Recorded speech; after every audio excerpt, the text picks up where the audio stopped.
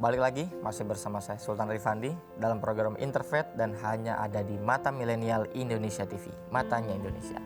Kita masih bersama dengan Pak Mulyadi, tokoh agama Konghucu yang luar biasa sekali. Tadi kita sudah dijelaskan bagaimana bahkan simbol atribut keagamaannya, tempat ibadahnya, kemudian satu kisah bersama tokoh yang dianggap luar biasa sekali, Gus Dur, yang dianggap sebagai orang yang tegas dalam perjuangan mengembalikan hak-hak sipil untuk melakukan keyakinan dan kepercayaan dari Konghucu. Nah, saya ingin coba, ini menarik memang terkait yang saya mau coba bertanya soal Gus Dur ya, bagaimana kemudian Pak Mul ini kan merasakan sebelum reformasi atau sebelum kemudian Gus Dur ini mencabut impres yang dilahirkan dari Orde Baru ini.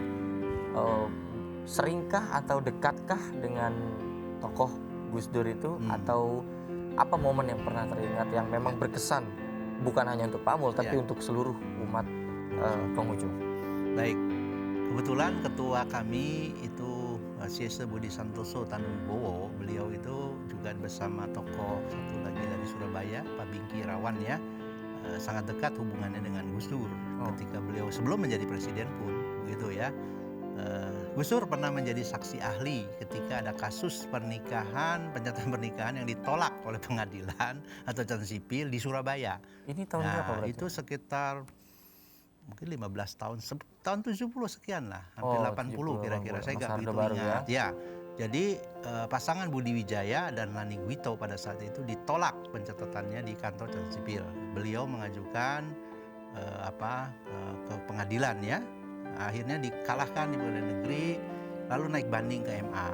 Nah, Gus Dur pada saat itu pernah menjadi saksi ahli juga beliau pada saat itu. Jadi saksi ahli. Ya, hadir dalam menjelaskan apa itu agama, termasuk agama Konghucu. Itu sebelum jadi presiden. Sebelum menjadi presiden.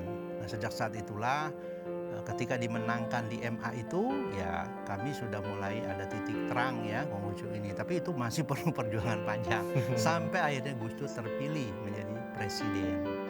Nah, beliaulah yang mencabut Impres 14 tahun 67 itu ya untuk mengembalikan, memulihkan terutama hak-hak sipil umat Konghucu. Sehingga proses berikutnya Hari Raya Imlek dijadikan hari raya fakultatif waktu itu ya, dilanjutkan oleh Ibu Megawati menjadi hari libur nasional. Ya kan? Kemudian Menteri Agama pada waktu itu almarhum Bapak Baptuh ya, Basuni, beliau mengeluarkan beberapa surat keputusan dari Kementerian Agama. Pertama, bahwa pencatatan perkawinan yang dipimpin oleh rohani Konghucu adalah sah dan harus dicatatkan. Diakui oleh negara. Diakui. Kemudian beliau juga menjelaskan pendidikan agama Konghucu diajarkan di sekolah-sekolah. Nah, dari situlah pada zaman Presiden SBY waktu itu ya, beliau juga banyak memberikan katakanlah pemulihan hak-hak sipil umat Konghucu, termasuk KTP diisi dan sebagainya. Nah, itu kami yakin karena itu ada perjuangan yang luar biasa dari seorang Gus Dur. Beliau adalah pejuang kemanusiaan. Oleh karena itu tidak berlebihan kalau kami umat Konghucu ya dan masyarakat Tionghoa pada umumnya di Indonesia sangat berterima kasih kepada beliau. Bahkan dijadikan prasasti. Betul. Jadi nama beliau itu kita tuliskan ya dan kita hormati. Sampai sekarang kami juga tetap berhubungan dengan keluarga beliau, khususnya keluarga Matakin ya. Karena beliaulah memang orang yang pertama kali bahkan mencanangkan perayaan Imlek nasional. Ya, di Balai Sudirman saya masih ingat. Pertama kali beliau yang menganjurkan. Ketika itu banyak penolakan apa segala macam. Ya, mungkin pada saat itu ya pasti ada lah pro kontra ya, tapi beliau bahkan mengatakan 2 kali. Nah, kan bingung ya, perayaan 2 kali, bagaimana satu saja kita belum mampu nih, kan perlu ada biaya dan sebagainya. Tapi beliau 2 kali. Jadi yang dimaksud oleh beliau adalah satu perayaan Imlek nasional di Jakarta, satu lagi di Surabaya, Cap Gome rupanya. Jadi 2 kali kami selenggarakan. Itu yang pertama kali diselenggarakan oleh Matakin tahun 2000 dan berlanjut terus setiap tahun kami mengadakan dan selalu dihadiri oleh presiden. Ya. Sampai sekarang. Cuma terakhir memang Bapak Presiden Joko Widodo belum berkesempatan hadir di Imlek nasional kami ya. Mungkin karena berbagai kesibukan. Ya, betul. Nah, kalau sekarang kan karena pandemi ya, kami adakan secara virtual. Betul, betul, Tapi betul. Menteri Agama selalu hadir. Kementerian Agama. Ya, begitu juga menteri-menteri yang lain ya, pejabat negara yang lain hadir. Itu menjadi salah satu proses perjuangan yang Ya. tidak bisa dipisahkan Ya. antara Konghucu dan Gus Dur Betul. tadi.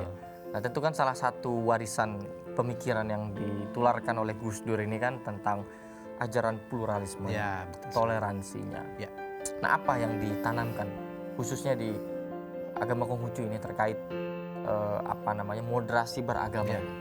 Ya, moderasi beragama sebetulnya kan sudah dicanangkan oleh Kementerian Agama, meskipun secara praktek kita sudah laksanakan ya Pak Sultan. Jadi yang dimaksud moderasi beragama ini kan cara pandang kita dalam proses beragama ini bagaimana. Ya, Karena betul. Indonesia ini kan beragam, bersuku-suku, berbeda kepercayaan, budaya, agama. Nah ini harus kita pahami sebagai sesama anak bangsa seperti itu. Betul. Jadi pemerintah sebetulnya ingin supaya pelaksanaan atau proses beribadah beragama ini harus moderat. Moderat itu artinya kan tidak ekstrim, Ya, tidak berlebihan. betul. Nah kalau kami kaitkan dengan ajaran dalam agama Konghucu itu ada namanya Chong. Betul. Chong itu tulisannya kotak seperti ini, seperti mulut ya, dikasih garis tengah. Oh, begitu ya. Itu ya. Itu pengertiannya adalah tidak miring ke kiri, tidak miring ke kanan. Nah, itu harus Chong, kita harus lurus begitu ya. Artinya moderat, moderation kan. Nah, begitu juga cara pandang kita.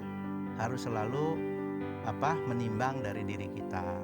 Ya itu sabda Konghucu kan mengatakan kalau diri sendiri tidak ingin disakiti ya jangan menyakiti orang Jangan lain. menyakiti orang Seperti lain. itu, Ya, jelas ya, kan? ya. Jadi ukurannya diri kita dulu gitu. Ya, ya, ya. Jangan berbuat yang berlebihan. Jadi tidak miring ke kiri, tidak miring ke kanan. Jadi Itu bukan Chong. agamanya yang Bukan. dimodernkan Ya, gitu ya. cara kita beragama. Cara- Satu, kita harus saling mengenal, memahami ajaran agama lain.